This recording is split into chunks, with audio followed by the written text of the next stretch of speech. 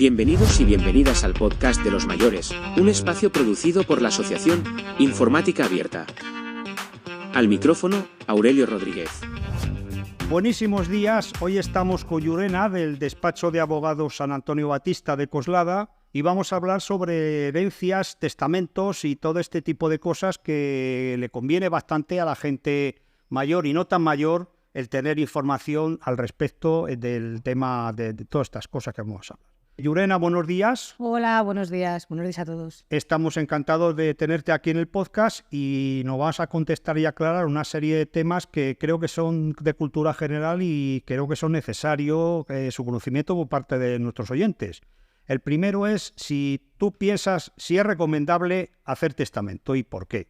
Pues claro que sí, es muy recomendable hacer testamento porque primeramente se deja por escrito cuáles son los deseos reales de esa persona que fallece. Y no causa problemas a los herederos, ¿no?, que quedan aquí. Sobre todo entre hermanos, para que no se produzcan luego, bueno, pues ya sabemos que muchas veces las herencias traen muchos disgustos y la gente discute mucho y se pegan por las herencias. Entonces, bueno, si lo dejamos todo cerrado, lógicamente esas disputas ya, pues por lo menos jurídicamente, nos evitamos unos cuantos pleitos a futuro. Muy bien, Yurena. Y una cosa, claro, desde que tú haces testamento hasta que se produce el fallecimiento, pues claro, pueden pasar muchos años. Entonces, claro, una duda que se presenta en relación a esto es que si esto es modificable, si hay que borrarlo y volverlo a crear. Una persona en vida puede testar todas las veces que quiera. ¿Por qué? Pues porque a lo mejor luego tiene más hijos, o se divorcia de una mujer y luego tiene otros hijos con otra, o bien alguno de sus hijos se porta mal con él y quiere, ¿no?, bueno, pues reflejar eso en el testamento, a lo mejor mejorando a otros hijos. Entonces, claro, por supuesto, una persona puede testar todas las veces que quiera. Lo que sí hay que dejar muy claro es que el último testamento es el único que vale. El último testamento revoca todos los demás. Pero, por supuesto, una persona puede testar todas las veces que considere necesario respecto, bueno, pues a los cambios que va surgiendo en la vida. Claro, muy bien, perfectamente. Y una cosa, la gente tampoco tiene mucha idea de esto. ¿Cuánto cuesta hacer un testamento y a quién hay que dirigirse para hacer este testamento? Pues hacer un testamento es súper barato, es muy barato porque además te quita unos quebraderos de cabeza, sobre todo para la generación, ¿no?, que viene, van a ser los que reciban esa herencia. Son nada más que unos 60 euros, IVA incluido. Esto es ir a cualquier notaría, a una notaría que tengamos cercana en casa, un notario de nuestra confianza. Le explicamos un poco cómo queremos dejar nuestra herencia y a quiénes. Y por el módico precio de 60 euros, ya le digo que podemos evitar muchos pleitos que a futuro son muy caros y, por supuesto, bueno, pues conllevan para las personas que aquí se quedan, pues muchos quebraderos de cabeza. Claro, eso efectivamente, en el caso que sea, pues una herencia simple de, pues eso, un capital o unos pisos y demás. Si, por ejemplo, el testador pues tiene una sociedad o tiene una empresa o este tipo de cosas, tal vez sería conveniente o sería aconsejable, antes de hacer el testamento, pues acudir a un abogado pues que le evalúe la masa hereditaria y se la ordene y diga, bueno, pues esto vamos a enfocarlo de esta manera, esto lo vamos a otorgar a esta persona y todo este tipo de cosas. Y sobre todo también, claro, mirando el tema fiscal, que también es importante. Sí, bueno, desde el punto de vista fiscal van a ser los herederos, ¿no?, los que tengan que soportar Claro. Pero bueno, desde el punto de vista fiscal tenemos que tener en cuenta que la Comunidad de Madrid, si hablamos de testar o de recibir una herencia en la Comunidad de Madrid, está bonificada al 99%. Está en esta comunidad autónoma, gracias a Dios, muy, muy barato el recibir el testamento. Ir a un abogado, a mí siempre me ha gustado tener un abogado de confianza de cabecera. Yo soy abogada y tengo mi abogado particular, ¿vale? Porque de confianza, porque dicen que uno no puede llevar sus propios asuntos y eso debe de ser así. Puedes, bueno, pues indicar cómo hacer ese testamento, pero sobre todo lo que se tiene que hacer en el testamento es dejar muy claro la voluntad de la persona que testa. Entonces el abogado puede guiar, pero también lo puede hacer igualmente un notario, ¿eh? En el caso, un caso muy frecuente, pues es los testamentos ab intestato, que se llama, ¿verdad?, en los cuales, pues bueno, dejo que la ley o que el Código Civil o que el Estado o quien sea, pues haga el reparto o indique cómo se tiene que hacer el reparto. Suponiendo que un testamento normal, pues por ejemplo el marido tiene una mujer y tiene, por ejemplo, 2 hijos, si no hago testamento, ¿cómo se reparte esta herencia entre los hijos y qué es lo que recibe la viuda? Tenemos que tener en cuenta, para que nuestros oyentes se aclaren, decirlo de una forma muy sencilla, que una herencia es como una tarta. Si imaginemos una tarta que es redonda, la partimos en 3 partes, ¿vale? Una de las partes, 1/3, es la legítima, ¿vale? Luego tenemos la mejora y luego el tercio de libre disposición, ¿vale? Luego aparte está el usufructo de la viuda, pero sobre todo tenemos que tener claro que son estas 3 partes, legítima, mejora y libre disposición. Si una persona no testa, primeramente muere sin hacer testamento, es decir, hay que hacer una declaración de herederos. Es un proceso un poco más complejo para testar. Hay que ir a un notario y el notario tiene que hacer un acta diciendo, bueno, porque esta persona tiene, imaginemos, 2 hijos, ¿vale? Que se llaman Laura y José. Y después de hacer esa declaración, y tienen que intervenir 2 testigos que digan que efectivamente conocían a este señor de toda la vida y que declaran que solamente este señor tenía 2 hijos, que eran Laura y José, ¿vale? Luego dejar pasar 20 días hábiles y a partir de ahí ya hacer la adjudicación de la herencia, ¿vale? Respecto a la viuda y respecto a sus 2 hijos, Laura y José. ¿Qué ocurre? Que si yo muero sin testar, lo que dice la ley es que la legítima, estricta, va para mis herederos forzosos, que en este caso serían mis hijos. Respecto al usufructo de la viuda, cuando no hay testamento, recibe 1/3 de la parte de la tarta que hemos llamado mejora, ¿vale? Que es la parte de la herencia en concepto de usufructuario. Eso es lo que recibiría el viudo o viuda cuando no hay testamento. O sea, que el usufructo realmente sería como sigue viviendo en la casa, sigues disfrutando de la casa, o si tienes cuentas en el banco, pues cobra los intereses y quédatelos, o si tienes pisos en alquiler, pues cobra los alquileres. Exactamente. El usufructo le da derecho a la viuda de disfrutar de los bienes ajenos con la obligación de conservar su forma y sustancia. Es decir, no puede vender el piso. No puede vender el piso, sí que puede disfrutar de él. Pero, salvo que le autoricen a otra cosa, pero si no hay testamento, lógicamente no se autorizan. Entonces, es simplemente poder disfrutar de los bienes.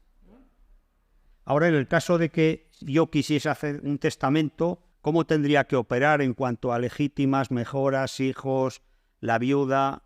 Sí, a ver, en el caso de testar, es siempre mejor testar, porque cuando tú testas, dejas en mejor situación al viudo, al cónyuge viudo. En el caso del usufructo, de todas formas, aquí hay que hacer una puntualización, porque claro, imaginemos que tú puedes estar casado, pero no haber tenido hijos. Es decir, tenemos que ver siempre en un testamento si hay herederos forzosos o no lo hay, porque eso es lo que va a derivar luego, ¿no?, de todo el reparto de por ejemplo, del cónyuge viudo o de terceras personas. Sabemos que la legítima estricta se da a los herederos forzosos, que son siempre los hijos. En el caso de que no haya hijos, ¿qué ocurriría? Pues iría a los ascendientes, pero normalmente, normalmente por regla general se han muerto. Entonces, ¿quiénes serían los siguientes en suceder? Los hermanos, ¿vale? Los hermanos, y así hasta el 4º grado, es decir, primos hasta 4º grado, ¿vale? Si no hubiera nadie, porque desgraciadamente además hoy en día cada vez se da más, ¿no?, que hay mucha gente pues que mayor que sufre soledad o están solos o tal. Bueno, si no hubiera ninguna persona para recibir la herencia, heredaría el Estado. Que eso muchas veces la gente no lo sabe, pues es mucho mejor a lo mejor testar, aunque no tengas herederos forzosos o muchos descendientes, me refiero ya en un grado a partir del 4º. A lo mejor tienes un amigo y dices, oye, mira, pues se lo voy a dejar a mi amigo. ¿Comprendes lo que te quiero decir? Entonces, bueno, ya te digo que siempre es mejor testar y lo bueno que si tienes hijos, vamos a poner que tengas hijos, también puedes hacer discriminación entre ellos. Discriminación para bien hacia unos y para mal hacia otros. ¿Por qué? Porque imaginemos que hay un hijo, bueno, pues que sí que te cuida o va a verte, se porta mejor contigo que los demás, ¿no? Que eso muchas veces ocurre. ¿Qué ocurre? Que a ese hijo tú le puedes beneficiar respecto a los demás dejándole la legítima, estricta, más la mejora. Incluso también hasta el tercio de libre disposición. Y al otro a lo mejor que se porta un poquito peor, o bueno, que está más despegado, por decirlo así, pues le podemos dejar solamente la legítima estricta. Es una forma, bueno, pues de recompensar también un poco la actitud que se tienen los hijos hacia los padres en vida. También se puede dar la figura de la donación. Imaginemos que un padre quiere donar a su hijo o a su hija porque va a tener un hijo o por cualquier circunstancia, pues un bien para que lo disfrute en vida, ¿no? La donación no es más que testar en vida, es decir, no se testa y se da el bien en vida. No se espera a que la persona fallezca, sino que tú lo puedes recibir esa donación y disfrutarlo en vida. ¿Qué ocurre en este caso? Si vamos a imaginar que se dona un bien, ¿vale? Esto es, la donación puede ser colacionable o no colacionable. Si es colacionable, tiene que venir a la herencia. Es decir, formará parte de la herencia cuando esta persona fallezca, y se tendrá que valorar junto con los otros bienes para ver cómo se cuantifica en la herencia junto con los demás herederos. Pero también puede, si no es colacionable, puede ser, bueno, pues una mejora para ese heredero, siempre que el resto de los bienes de la herencia den para abonar esa legítima estricta al resto de herederos. Tengo un piso en la playa y otro en Madrid, que es mucho más caro, y tengo 2 hijos. ¿Podría dar el piso caro a mi hijo preferido y el barato al otro? Se puede dar los pisos como uno quiera, siempre y cuando se haga bajo legado específico en el testamento o por donación en vida, que era lo que estábamos hablando antes. En principio, el valor de dichos pisos donados o legados a los hijos se computan para el cálculo de la legítima y se imputarán a la de cada hijo. Es decir, una vez que hemos regalado a un piso a un hijo en vida o bien mediante legado, y vale más que otro que queda a lo mejor para repartir, ¿vale? Se consideraría, bueno, pues como una mejora, ¿vale? Para ese. Porque el testador o el donante, bueno, pues puede imputarlos a ese tercio, ¿vale? Al de la mejora o al de libre disposición, mejorando, como hemos dicho antes, bueno, pues al hijo que a lo mejor sí que se ha hecho más cargo de ese padre, ¿no? O de esa madre. Hemos visto que los hijos normalmente, pues, se reciben, por lo que nos has contado, reciben las 2/3 partes de lo que es la masa hereditaria. Si los hijos heredan los 2/3 del piso donde vive la viuda, ¿pueden obligarla a venderlo y a repartir el importe de la venta, o el mero hecho de tener el usufructo del tercio del piso ya permite a la viuda evitar esta situación? A ver, aquí lo que tendríamos que hacer es dejarle a la viuda el usufructo universal, ¿vale? Para evitar esta situación. Es decir, todos los bienes que compongan la herencia, o al menos ese piso, ¿no? Donde vivía ese matrimonio, ¿no? Que ahora vive el cónyuge que es viudo, ¿vale? Tiene que tener el usufructo de ese piso de carácter universal. Volvemos a lo mismo. El usufructo significa que tú puedes usar, ¿no? Ese bien en vida y hasta que tú fallezcas, ¿vale? La viuda o el viudo no es propietaria, si el piso era del testador, porque a lo mejor ella sí que tiene la propiedad del 50%, pero si no lo era, con el usufructo universal, sí que tiene derecho a residir en él durante toda su vida. 2 hijos no pueden obligarla a vender. En este caso no pueden obligarla a vender. Ellos pueden, vamos a poner un ejemplo, ¿no?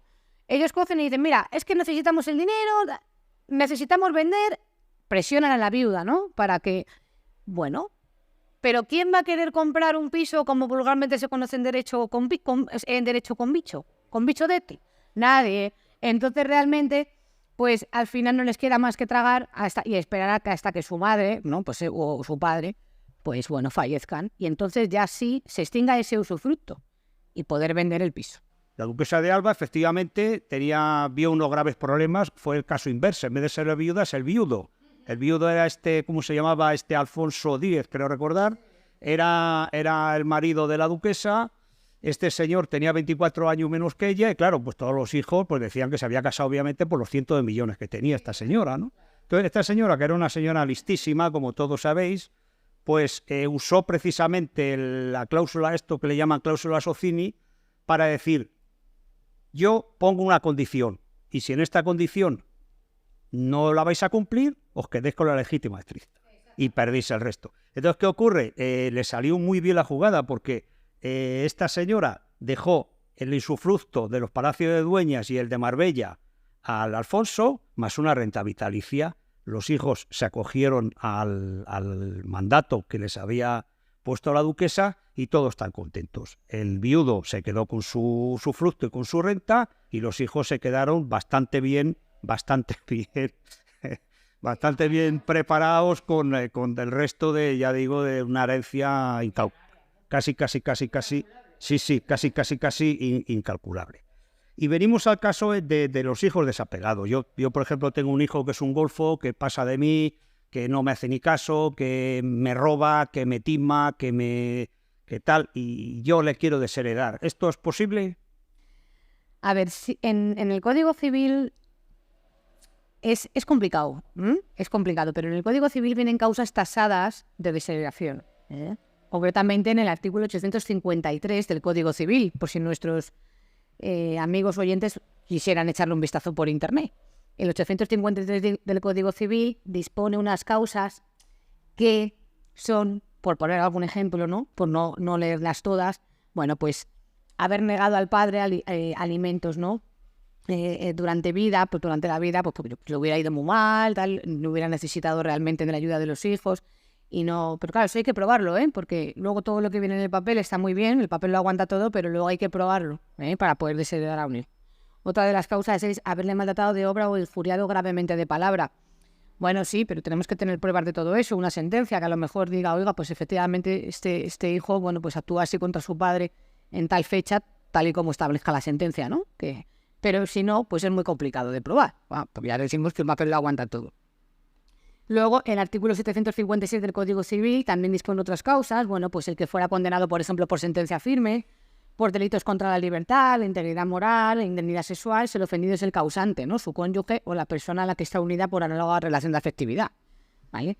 El que hubiera, acusado al causante de un delito, que la ley señala pena grave si es condenado por denuncia falsa, es decir, pues yo acuso a mi padre de que mi padre hizo tal, en fin, tal delito, y luego se demuestra, el padre le denuncia y dice que no, que todo es falso y hay una sentencia que dice que efectivamente le da la razón. Bueno, pues el que amenaza, esto es importante lo que vamos a decir ahora, porque el que amenaza, ¿no? O utiliza fraude o violencia para obligar a una persona a atestar, a hacer testamento o a cambiarlo, siempre que podamos probar que eso se ha producido, también podría ser causa de desheredación. Y bueno, también el que con amenaza, fraude o violencia obligare al testador o impidiere por cualquier medio revocar el que hubiera hecho, ¿no? Porque esto, sabéis que hay muchas sobrinas o muchos hijos que dicen, has testado, pues vamos al notario, a ver si, ¿por qué le has dejado este? Entonces, si ahí se prueba que hay amenazas, si hay, pues una forma de, unas coacciones, ¿no? Hay violencia, hay fraude, si se intenta, claro, pero siempre probándolo y eso es, ahí está la dificultad, ¿no? Del artículo, ¿no? Luego probarlo, ¿no? Cuando eso ocurre, sí que se puede desheredar. No obstante, como estas causas son tan tasadas y nuestro Código Civil es tan antiguo, afortunadamente nuestra jurisprudencia, nuestros tribunales han ido creando jurisprudencia al respecto. Y ahora, hoy día, desde hace relativamente poco, de unos años para acá, sí que el Tribunal Supremo ha venido diciendo que el abandono y la despreocupación por los padres sí que es también causa de desheredación. Pero volvemos a lo mismo, hay que probarlo. Imaginemos que yo tengo un hijo y no me hace ni caso. Bueno, te está provocando, ¿no? Que es lo que vienen a decir las sentencias, ¿no? Del Tribunal Supremo, pues un daño psicológico, no es un maltrato para un padre que un hijo no quiera saber nada de él, ¿no? Es muy doloroso. ¿Qué ocurre? ¿Cómo podemos probarlo? Pues, por ejemplo, mediante testigos, primos, amigos de la familia que digan, pues es verdad, pues fíjate cómo se está portando con este señor, cómo habla de él, ¿no? Para poder luego, pues a lo mejor ir a un juicio. Si el hijo pues dijera, ¡ay, mi padre no me ha dejado nada! No te ha dejado nada y podemos probarlo porque tenemos testigos, o esos WhatsApp, ¿no? A un hijo, o conversaciones que a lo mejor se pudieran grabar de cómo le insulta o le agravia, ¿sabes? Y no quiere atenderle, ¿no? Le rechaza, ¿no? Ese padre que llama a un hijo y dice, papá, hijo, ven a verme, tal, y ese hijo que le habla mal y nunca le atiende, ¿no? Entonces, por esas causas también se puede desheredar hoy día gracias a la jurisprudencia del Supremo que ha ido, pues ampliando un poco, ¿no? Estos números clausus que establece el Código Civil que tenemos tan antiguo. Hombre, yo les aconsejo a los oyentes que si están en esta situación de que sus hijos no les hacen caso, se sienten abandonados por ellos o les insultan, en fin. Yo les aconsejo que acudan a un abogado para que les pueda, si quieren desheredar a sus hijos, por supuesto, faltaría más, que les pueda decir un poco qué prueba tienen que articular ahora en vida, por si acaso ellos quisieran impugnarlo tras su muerte, ¿no? Ese testamento de desheredación. Eso sí que estaría bien, acudir a nuestro abogado de confianza para que les pudieran, pues indicar un poco cómo hacerlo. Luego también el tema de las herencias a ONGs. Vamos a suponer una persona que quiere hacer un testamento, que no tiene hijos, pero sí tiene sobrinos. ¿Esta persona puede dejar toda su herencia a una ONG o a los sobrinos por el hecho de serlo le corresponde, tiene alguna legítima forzosa? No, vamos a ver, nosotros tenemos que, si tú haces testamento, volvemos a lo mismo, hay que testar. Yo de verdad les animo a los oyentes a que vayan a testar, porque es muy importante, mucho más de lo que ellos se imaginan. Si tú tienes un testamento en el que y no tienes hijos, puedes dejar tus bienes. Vamos a poner también en buen lugar a la viuda o al viudo, ¿vale? Pero si tú no tienes herederos forzosos, que es lo que viene a decir la norma, tú no tienes por qué dejar tus cosas a otras personas porque ya no son forzosas, ¿vale? Porque tú coges y testas. Si no testas, volvemos a lo mismo. Ya entonces va, pues todo hasta el 4º grado, ¿no? Lo que hablábamos antes. Pues entonces si no tienes hijos, va a los ascendientes, si no los hermanos, y si no, para los sobrinos, hasta el 4º grado de parentesco, que sean los primos, ¿no? Pero si tú testas, tú puedes hacer con tus cosas, con tu dinero, lo que te dé la gana.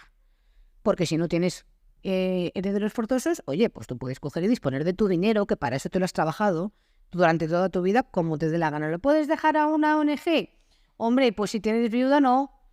Si tienes viuda, no, porque pues lógicamente le corresponde una parte de la herencia, como ya hemos hablado antes, ¿no? Y sobre todo si te estás, oye, pues le dejas ya también 1/3 de todo, ¿vale? Pero todo el resto, todo lo demás, si no teniendo herederos forzosos, el resto, que no sea obligatorio para dejar a estas personas, que sería, por ejemplo, en este caso el viudo, en caso de no tener hijos, tú se lo puedes dejar a quien quieras.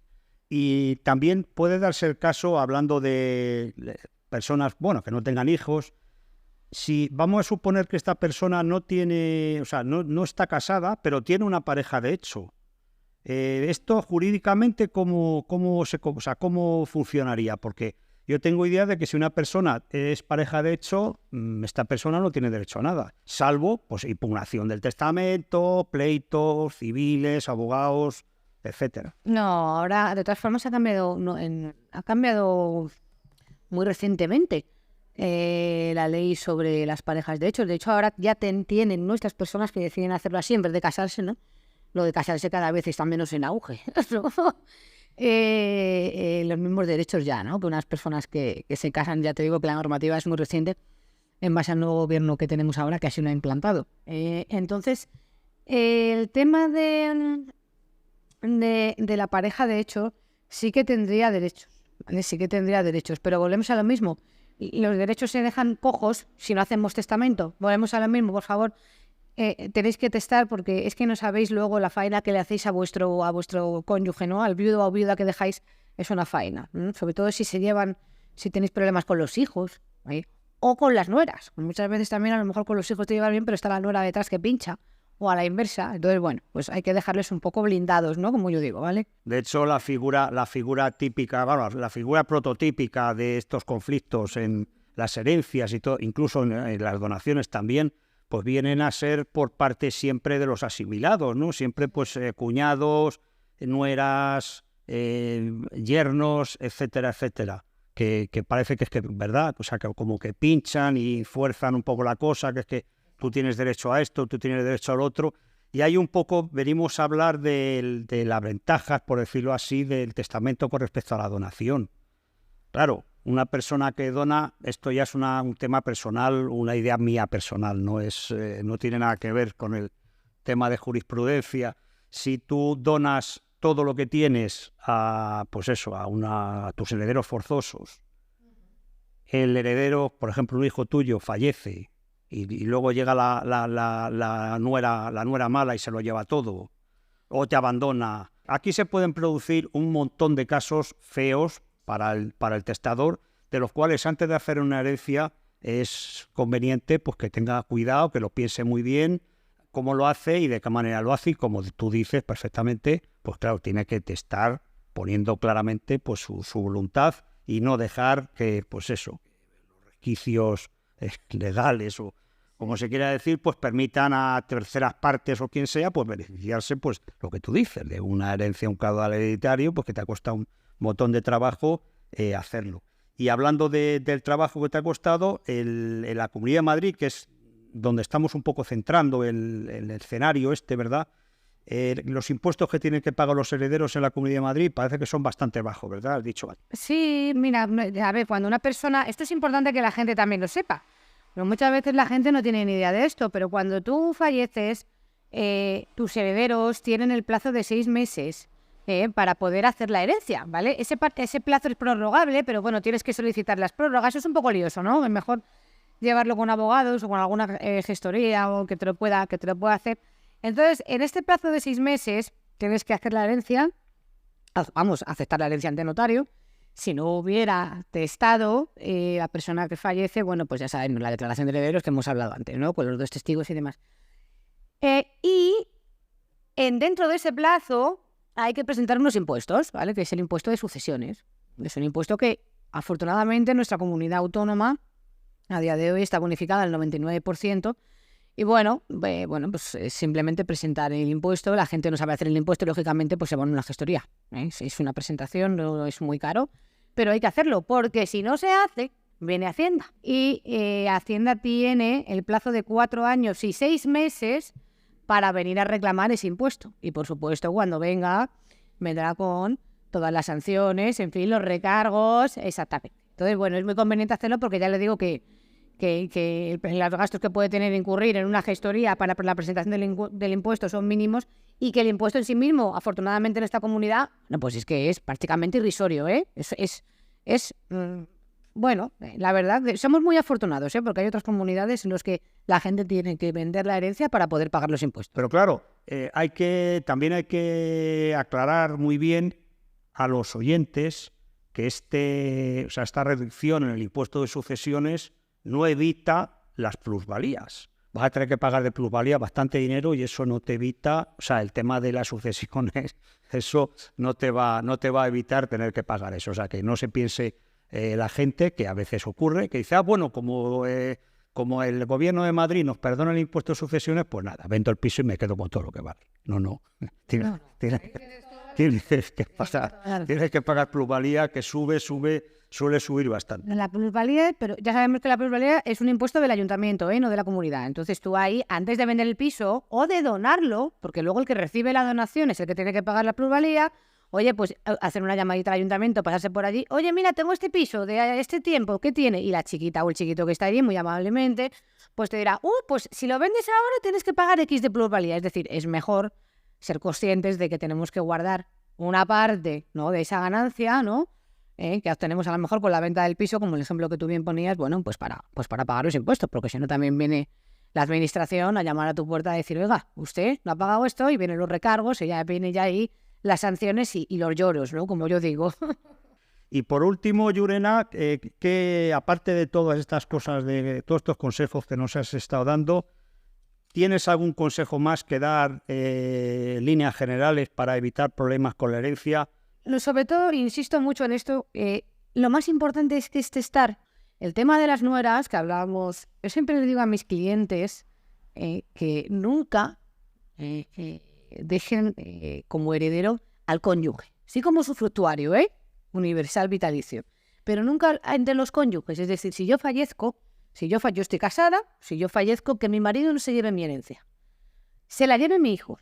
Y si yo muero, a lo mejor él se vuelve a casar y yo le he dejado a él, en vez de a mis hijos, toda la herencia, y viene una rubia estupenda o una morena maravillosa, y todo lo que yo he sacrificado con mis espaldas, oye, se lo lleva esta señora, y en vez de mis hijos. Entonces, yo siempre digo que entre los cónyuges no deben dejarse como herederos. Sí, el usufructo universal, por supuesto, faltaría más.